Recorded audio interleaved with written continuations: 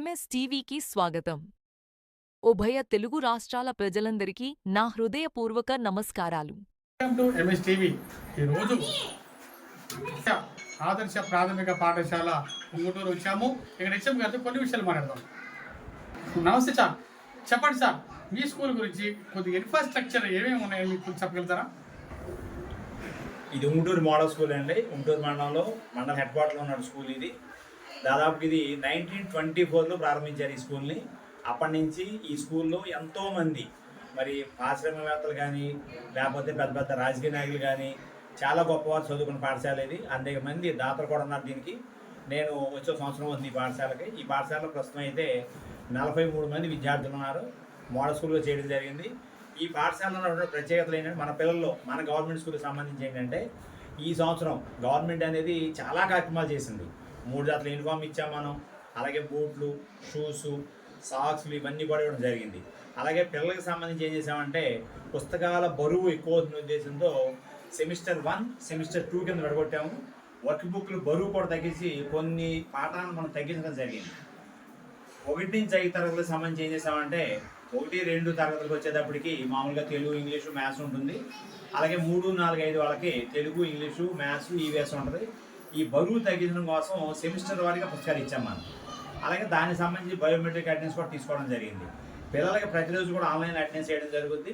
పాఠశాలకు వస్తే అటెండెన్స్ చేస్తాం. మనందరూ తెలుసు 75% హాజరు ఉంటేనే అమ్మఒడి అనేది ప్రభుత్వం విడుదల చేస్తుంది.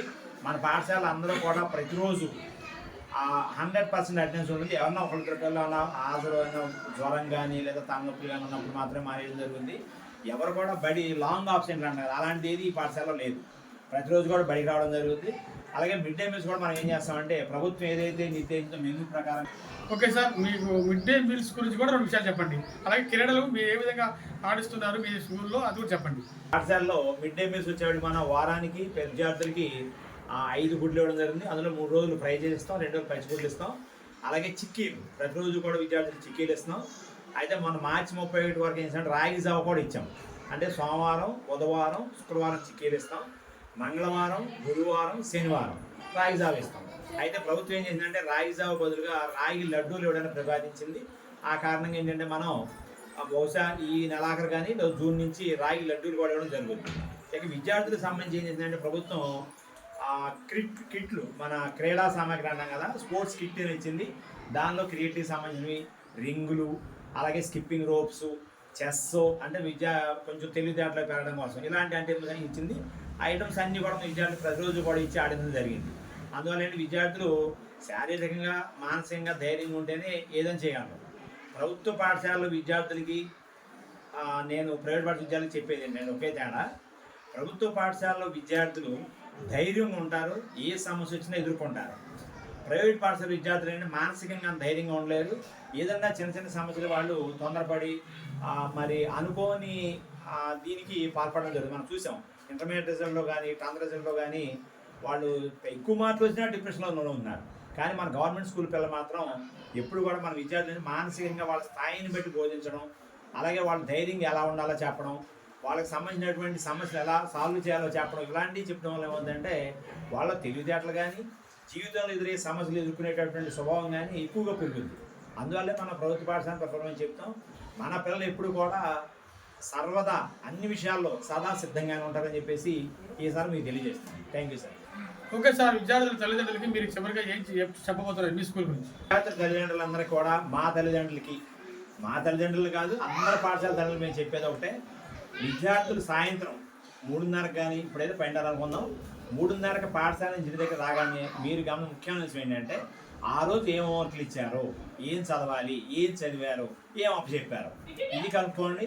అలాగే ఆ తరగతికి సంబంధించినటువంటి అందరి ఉపాధ్యాయుల ఫోన్ నెంబర్లు మీరు తీసుకుని ఎప్పటికప్పటికి మీ ఫోన్లో కనీసం మీ ఖాళీ లేనప్పుడు ఫోన్లో మనం సంప్రదించండి. మా విద్యార్థి లేదా మా కుర్రోడు, మా పాప ఎలా చదువుతుంది, ఏం చదువుతుంది, రోజు అప్పచెప్తుందా లేదా, ఇది ఆరాధిస్తే చాలు మీరు. దీనివల్ల ఏమవుతుందంటే విద్యార్థులు తల్లిదండ్రులు కూడా ఏమవుతుంది పాఠశాల పట్ల ఒక బాధ్యత పెరుగుతుంది.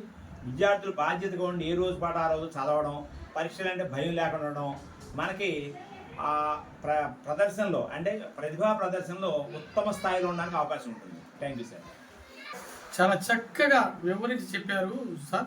అయితే ప్రభుత్వం ద్వారా పిల్లలకి ఎటువంటి తోడ్పాటిస్తున్నారు ప్రభుత్వం వారు? ప్రభుత్వం వారైతే మనందరికీ తెలిసిందే, ఉచితంగా పుస్తకాలు ఇస్తున్నాం. ముఖ్యంగా మన 1 నుంచి 5 తరగతులకి అయితే టెక్స్ట్ బుక్లు అన్నీ ఫ్రీ. రెండోది ఏంటి, యూనిఫామ్స్ ఫ్రీ. రెండోది మధ్యాహ్నం మిడ్ డే మీల్స్ ఫ్రీ. వీళ్ళు ఎవరు కూడా ఎక్కడా కూడా దేనికి ఈవెన్ టీసీ ఇవ్వడానికి కానీ ఇది చేర్చుకోవడానికి కానీ ఎక్కడా కూడా పైసా కట్టక్కర్లేదు. అన్ని సౌకర్యం మనమే కల్పిస్తున్నాం.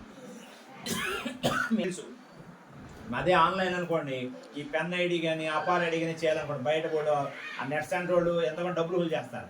అలాంటి ఆన్లైన్ కార్యక్రమాలు కూడా మనమే ఫ్రీగా చేస్తున్నాం. మన ప్రభుత్వం యొక్క ఉద్దేశం ఏంటంటే విద్యార్థుల్ని, మన ప్రభుత్వ పాఠశాల విద్యార్థుల్ని అన్ని రంగాల్లో ముందుకు తీసుకెళ్ళటమే. ఇదే ఏకైక లక్ష్యం. అందువల్ల ఏం చేస్తున్నాం, మిడ్ డే మీల్స్లో కానివ్వండి, స్పోర్ట్స్లో కానివ్వండి, లేదా కెరీర్ గైడెన్స్ కౌన్సిల్లో కానివ్వండి, విద్యార్థులు కౌన్సిలింగ్ ఇవ్వడం కానివ్వండి, తల్లిదండ్రులు సమావేశాలు ఏర్పాటు చేయడం కానివ్వండి, అలాగే పాఠశాలకు కావాల్సిన సౌకర్యాలను మనం దాతల ద్వారా సేకరించిన విద్యాంజలి అనే కార్యక్రమాన్ని ఏర్పాటు చేయడం కానివ్వండి, ఇలా ప్రతి రకంగా కూడా మనం సమాజంతో మమేకమయ్యి సమాజ యొక్క సహకారంతో, సామాజిక భాగస్వామ్యంతో కలిసి ముందుకెడుతున్నాం. ఏదైనా మన పాఠశాల అనేది బ్రహ్మాండంగా అభివృద్ధి ఉంది. Thank you sir.